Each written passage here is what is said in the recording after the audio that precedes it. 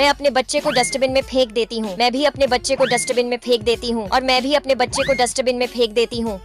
ओए पागल लड़कियों, तुमने अपने बच्चों को डस्टबिन में क्यों फेंका? ये हमारे बच्चों के रूप में राक्षस हैं। रुको, मैं अभी चेक करता हूँ। रोबोट बेटा जल्दी आके चेक करो। अरे हाँ, ये तो सच में राक्षस है, तुम जा सकती हो। अरे हाँ, ये भी राक्षस है, तुम भी जा सकती हो। ओ लड़की, ये तो असली का बच्चा है, तो इसे क्यों डस्टबिन में डाला? क्योंकि ये मेरा सौतेला बेटा है। तुझे भी पिंजरे में बंद कर दूंगा।